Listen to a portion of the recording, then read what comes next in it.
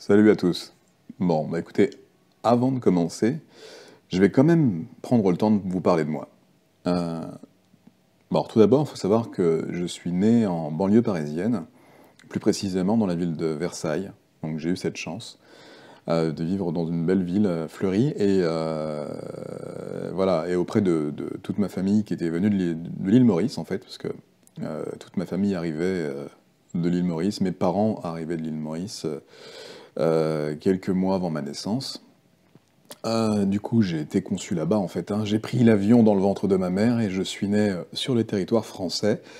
Voilà, en bonne santé, de bonne constitution et avec un bel environnement dans lequel j'ai pu évoluer. Et j'ai fait d'ailleurs ma scolarité à Versailles. Toute ma scolarité a été faite à Versailles. Et puis voilà. Puis un jour, j'ai décidé de quitter l'école assez tôt, en fait, pour travailler. Travailler parce que bah, ma famille avait des revenus modestes et j'avais une profonde envie de les mettre à l'abri. Voilà. Et, et puis plein de choses m'ont attiré vers le milieu du travail. Et du coup, j'ai voulu tout de suite, très très vite, travailler pour gagner de l'argent, être autonome, offrir ce que je pouvais offrir à mes parents. Et puis prendre mon envol, comme on dit souvent. Voilà, j'avais beaucoup d'atouts.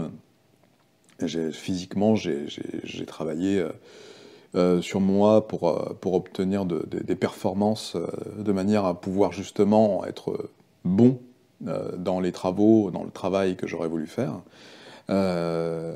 Notamment, je voulais d'ailleurs, j'étais déjà très attiré par le fait de euh, protéger les gens. Protéger les gens et les aider. Voilà.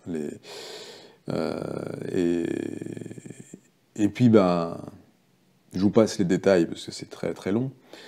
Euh, Vers l'âge de 19 ans, 19-20 ans, alors que j'avais déjà un physique impressionnant, un tas de relations autour de moi et que des opportunités professionnelles à juste choisir en fait, parce que j'étais très très très apprécié à l'époque, euh, je suis tombé malade.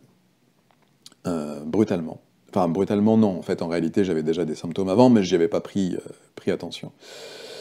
Et donc, à 19-20 ans, donc pendant que je travaillais la nuit, j'avais de gros soucis de fatigue et de problèmes digestifs qui accompagnaient cette fatigue, sur lesquels, évidemment, je ne mettais rien de concret, parce que je me suis dit, les problèmes digestifs, tout le monde doit en avoir, parce qu'on se dit ça bêtement. Et, euh, Et bah du coup, bah, le problème, c'est que ça s'est aggravé. La fatigue s'est aggravée, accompagnée de brûlures et de douleurs musculaires intenses.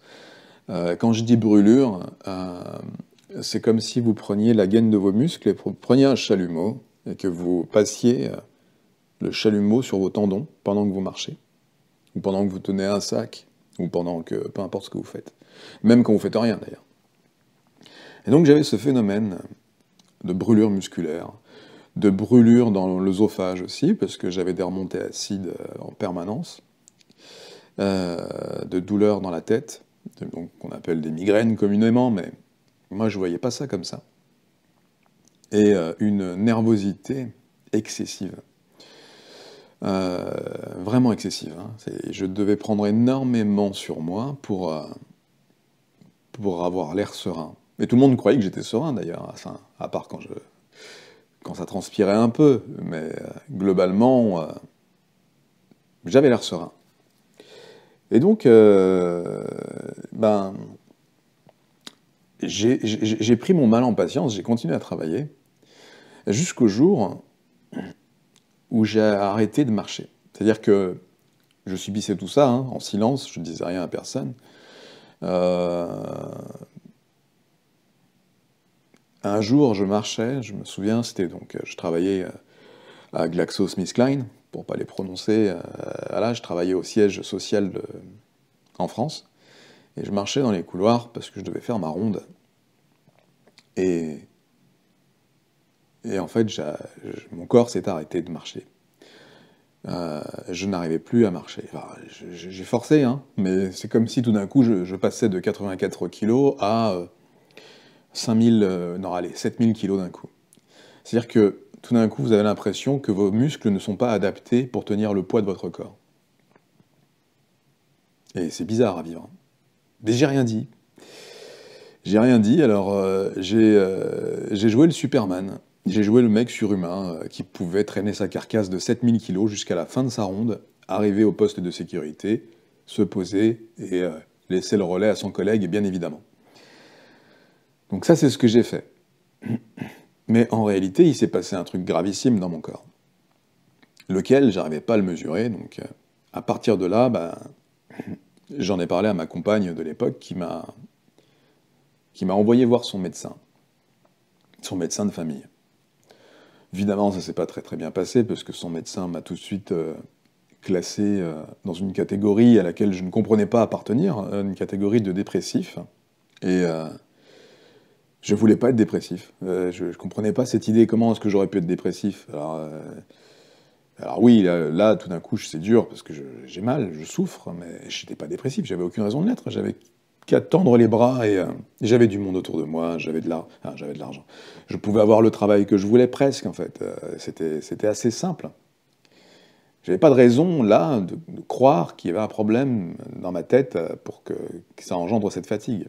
Mais bon, le médecin généraliste, lui, m'a tout de suite orienté vers un état dépressif.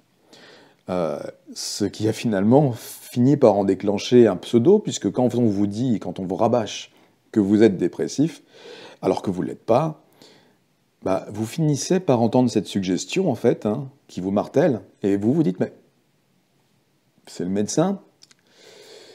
Bon, peut-être qu'il a raison, peut-être que je suis dépressif, et puis vous finissez par trouver une raison qui vous rend dépressif. Alors qu'en réalité, il n'y a pas de raison qu'on puisse trouver, hein, mais peu importe. Donc j'ai été dépressif, selon le médecin. En sortant de là, j'ai juste voulu foutre ma voiture dans le décor, avec moi dedans, bien sûr. Hein.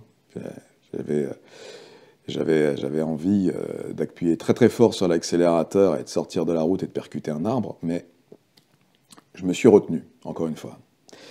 Donc, voilà le début de mes embêtements.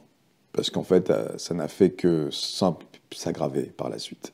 C'est-à-dire que j'ai décliné très rapidement avec les brûlures musculaires, les faiblesses musculaires.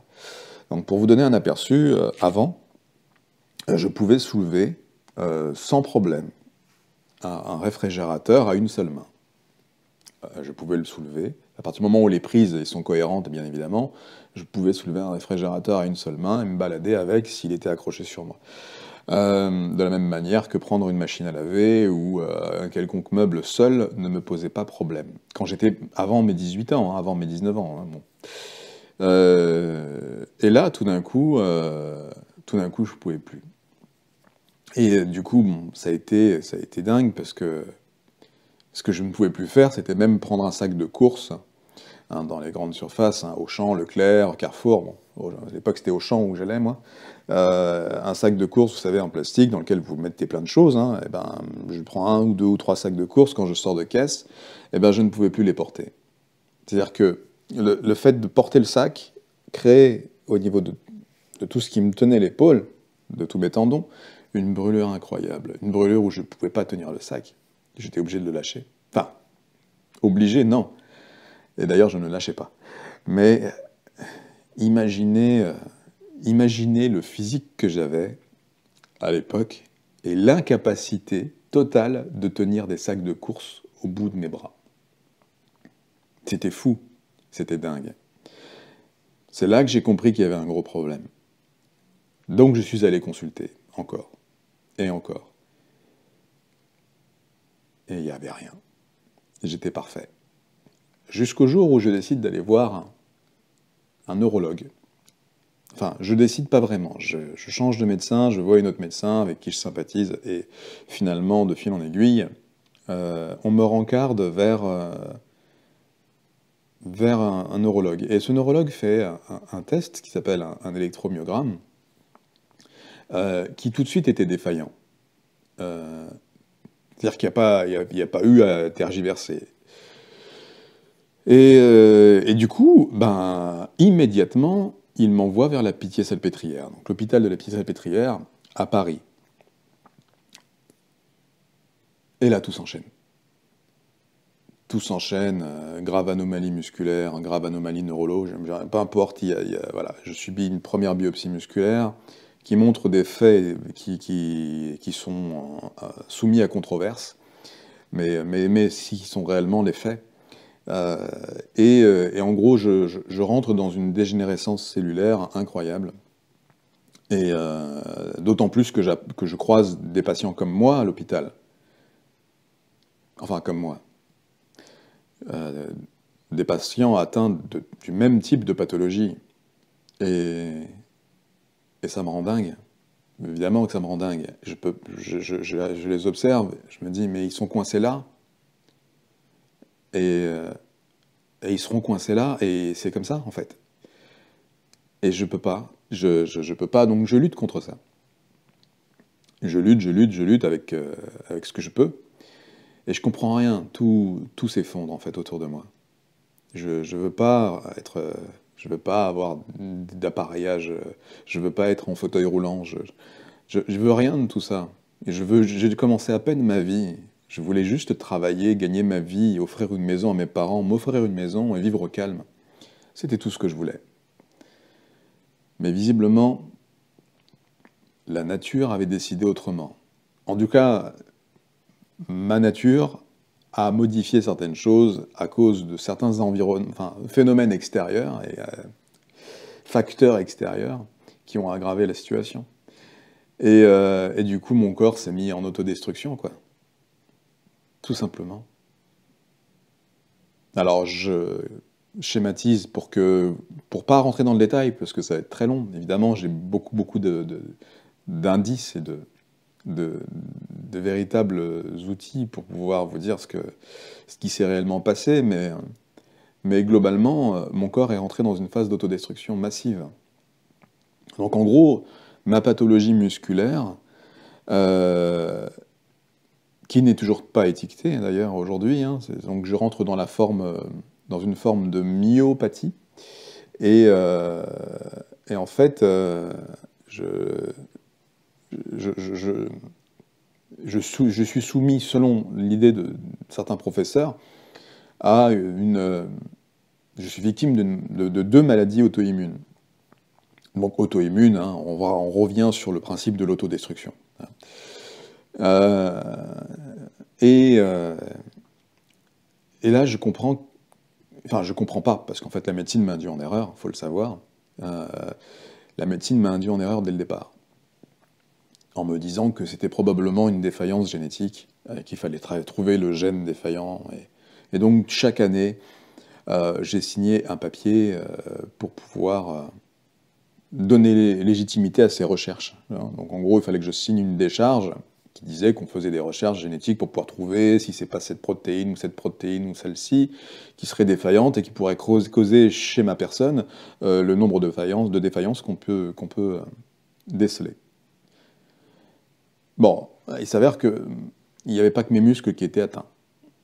Euh, alors concrètement, c'était une myopathie, donc les muscles étaient atteints, mais bizarrement les muscles les plus forts. C'est-à-dire que tous les muscles les plus volumineux et les plus puissants chez moi, c'était les premiers à avoir été affectés. Donc aujourd'hui, si vous voulez, ces muscles-là sont morts. C'est-à-dire que j'ai souffert, hein, j'ai souffert. Je me suis vu avec mes muscles disparaître en fait, progressivement et par étapes, par étapes successives. Et ils sont morts. Et j'ai subi les douleurs liées aux nécroses incroyables. Enfin bon. Et en gros, je schématise, parce que si je vous raconte 20 ans d'hospitalisation, vous allez vous dire, mais attends. Mais en gros, on m'a induit en erreur à plusieurs reprises. On n'a pas voulu me toucher à plusieurs reprises parce que j'étais suivi par les plus grands. Donc quand j'allais voir les confrères, ils me disaient on vous touche pas. je trouvais ça quand même bizarre de la part de la médecine de ne pas vouloir me toucher. Mais, bon, dès qu'il y avait le compte-rendu médical qui disait qui était à la tête de la décision de ce qu'on disait sur moi, on ne me touchait pas. C'est vrai, hein, ce que je vous raconte, hein, c'est pas... Il n'y a pas d'affabulation ni quoi que ce soit. Et donc, progressivement, j'ai vu mon état, voilà, je n'arrivais plus à avoir de rapport sexuel, je ne pouvais plus lire quoi que ce soit. J'ai toujours des soucis pour lire quelque chose parce que j'ai pas d'intérêt à lire, mais là, je ne lisais plus du tout, je voyais flou, j'avais une hypersensibilité auditive. En gros, mon système nerveux a fait ce qu'il voulait, hein. Il m'a foutu en l'air. Voilà, pas de rapport sexuel, je pouvais pas être aimable, parce que j'avais tellement de défaillances que forcément ça jouait contre moi. Et puis un jour, à un moment donné où je me rends compte que ça va être la fin, parce que j'ai vraiment cru que c'était la fin, hein. Ça, la médecine ne le sait pas, évidemment, parce que quand vous êtes en train de mourir tranquillement chez vous, vous n'êtes pas à l'hôpital, vous êtes chez vous, dans votre intimité. Mais la médecine ne le sait pas. Mais sauf qu'à un moment donné, je me réveille, c'est-à-dire que enfin, je me réveille. J'ai vu d'autres médecins entre-temps, des médecins, des thérapies parallèles, qui m'ont très clairement fait comprendre, à la différence de la médecine d'ailleurs. Parce que la médecine allopathique qu'on connaît, elle vous dit, il y a un espoir, vous savez, la science avance, cette science est merveilleuse, et demain, vous allez avoir un traitement. Elle est magnifique, cette médecine. Demain, vous allez avoir un traitement. Il disait l'année prochaine, hein, évidemment, mais bon, les années s'écoulaient, hein. Pendant ce temps, j'allais voir d'autres thérapeutes qui me disaient, ben, je peux rien faire. Tout le monde m'a dit la même chose. Ils ont été honnêtes, ils ont essayé, hein. Évidemment, ils ont voulu gagner un peu d'argent. Mais ils m'ont dit, je peux rien faire. Je peux rien faire, je peux rien faire, je peux rien faire. Et je suis désolé, je peux rien faire. Jusqu'à ce que je rencontre un médecin qui soignait des gens un peu plus aisés, que je n'avais pas les moyens de payer, d'ailleurs on m'a aidé à le payer, qui m'a finalement mis sur une piste d'intoxication. Et j'ai suivi cette piste a posteriori, puisqu'il m'a fallu des mois pour comprendre, pour avoir le déclic, hein, parce que quand on nous donne une information, et vous allez vite le comprendre, parce qu'avec les informations que je vous donne, vous allez peut-être faire pareil pour certains d'entre vous, c'est que cette information, elle va vous déplaire dans un premier temps. Elle va vous déplaire parce qu'elle va aller à contresens de ce que vous faites actuellement. Et puis, à un moment donné, elle va vous intéresser. Enfin, vous allez vous interroger. Et ensuite, elle finira par vous intéresser parce que vous n'avez pas d'autre choix que de tenter. Bon, moi, c'est ce que j'ai fait. J'ai eu une info. Enfin, j'en ai eu plusieurs. Puis un jour, à force de regarder ma vie sombrer, je me suis demandé, alors, est-ce que je prenais la direction du cercueil ou est-ce qu'il fallait que je prenne une autre direction? En tout cas, là, je prenais clairement la direction du cercueil. Rien ne fonctionnait chez moi. Je ne rentre pas dans les détails, mais il y a plein de défaillances intimes qui ont merdé. C'est le cas de le dire, d'ailleurs. Bon, eh ben, c'est arrivé au pied du mur comme d'habitude, les humains font ça, on se réveille. Donc je me suis réveillé avec ces phrases, ces textes, ces trucs qu'on m'avait racontés, que je trouvais pas possible parce que j'avais appris la vie autrement. Et puis je me dis, bon, allez, foutu pour foutu, il faut que je trouve une solution, alors on va tenter quelque chose au moins. Et j'ai tenté de faire des recherches par rapport à mon alimentation. Et en fait, ces recherches ont été très simples, hein. J'ai arrêté de manger ce que je mangeais. Et j'ai analysé le résultat de ce que ça engendrait quand je ne mangeais plus ce que je mangeais. Eh ben, vous n'allez pas le croire. Enfin, peut-être qu'il y en a qui vont le croire parce que vous êtes déjà dessus. Mais ça a tout changé. C'est-à-dire que en quelques semaines, j'ai pu limiter les inflammations. C'est-à-dire qu'en 8 mois, j'ai créé un protocole alimentaire, isolé hein, dans mon coin, dans ma chambre. Hein. J'ai créé un protocole que je comprenais viable à cette époque-là, parce qu'il me permettait de mieux fonctionner. J'ai pas dit de guérir, hein, de mieux fonctionner. Et je fais, waouh, attends, c'est moi qui ai réussi à faire tout ça tout seul, là? Alors qu'à la Pitié-Salpêtrière, ils me promettent un traitement qu'ils me donnent pas, parce que pour l'instant, ils me donnent rien. Waouh! Alors, ok. Bah, du coup, à mon rendez-vous de la Pitié-Salpêtrière de l'année d'après, parce que j'avais rendez-vous tous les ans, j'y vais. Même topo, hein, on fait les IRM, on fait les trucs et les machins. Et sur l'IRM, n'apparaissaient plus les inflammations multiples sur la gaine, sur mes muscles, en fait.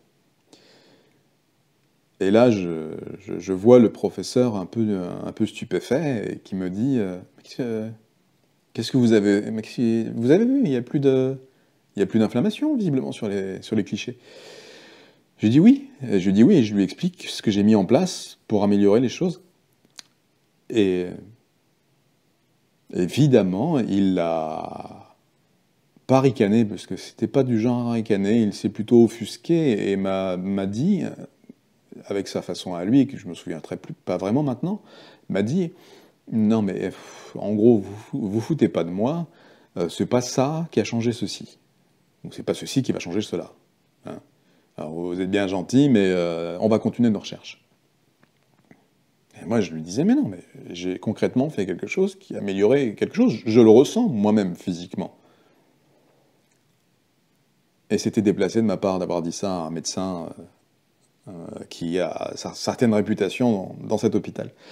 Donc, j'ai compris à ce moment-là la grosse supercherie dans laquelle j'étais tombé, et la grosse supercherie du domaine médical. En tout cas, pour mon expérience personnelle, bien sûr. Hein. Et c'est ça que je vais partager avec vous, c'est comment est-ce que j'ai remonté la pente, en fait.